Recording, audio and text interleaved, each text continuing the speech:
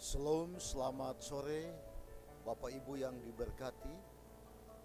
Kita berjumpa kembali di dalam ringkasan pelajaran sekolah sahabat kita pada sore ini atau pada hari ini tanggal 21 Juli 2023. Sebelum kita mendengarkan ringkasan pelajaran sekolah sahabat, kita bersatu dalam doa. Bapa kami di sorga, kami sangat membutuhkan kuasa Roh Kudus mengurapi kami agar kami dapat mengerti, memahami, dan menghidupkan firman Tuhan melalui pelajaran sekolah sahabat. Terpujilah nama Tuhan, di dalam nama Yesus kami berdoa. Amin. Bapak Ibu yang diberkati oleh Tuhan,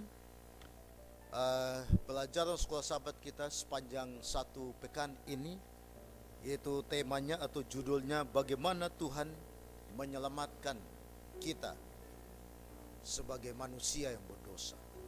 Dan di hari Jumat ini ada beberapa poin yang kita akan ambil. Saya catat di sini ada 7 poin yang kita bisa ambil. Yang pertama,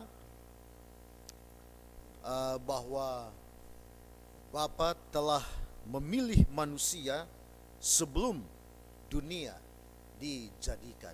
Jadi di dalam buku Efesus menuliskan, Rasul Paulus menuliskan bahwa saudara dan saya telah dipilih atau telah dipilih oleh Tuhan. Tuhan telah memilih kita sebelum manusia atau sebelum dunia ini dijadikan. Kita bisa baca di dalam Efesus pasal yang pertama ayat 4 dan ayat yang kelima. Firman Tuhan berkata, sebab di dalam Dia Allah telah memilih kita sebelum dunia dijadikan. Ayat yang kelima, dalam kasih Ia telah menentukan kita dari semula oleh Yesus Kristus untuk menjadi anak-anak-Nya sesuai dengan kerelaan kehendak-Nya. Jadi Allah atau Bapa telah memilih manusia sebelum dunia ini dijadikan. Yang kedua, bahwa Yesus Kristus turut campur tangan dalam penyelamatan manusia. Nah, saudara-saudaraku, bila mana kita baca ayat yang ke-7 dan ayat yang ke-8 dari Efesus pasal yang pertama, bahwa Yesus Kristus bekerja sama dengan Allah untuk penyelamatan. Jadi campur tangan Yesus untuk menyelamatkan akan manusia. Dan yang ketiga, bahwa sebelum menerima Injil, manusia hidup tanpa harapan. Namun setelah kita menerima akan kebenaran Injil ini, maka manusia memiliki akan satu harapan yang menjadi tujuan daripada orang percaya, yaitu keselamatan. Dan yang keempat, yaitu meskipun orang percaya sudah memiliki pengharapan, manusia hidup di masa yang penuh bahaya dan perlawanan dari kekuatan jahat. Nah, oleh sebab itu manusia memanfaatkan akan sumber daya yang ditawarkan oleh Tuhan Yesus. Dan yang kelima, bahwa puncak sejarah di masa yang akan datang, di mana peran Roh sebagai penjamin atau meterai membuktikan akan hasil, dan para penerima akan diberi upah atas kesetiaan mereka dengan memiliki akan warisan yang telah diberikan kepada orang percaya di dalam Yesus Kristus.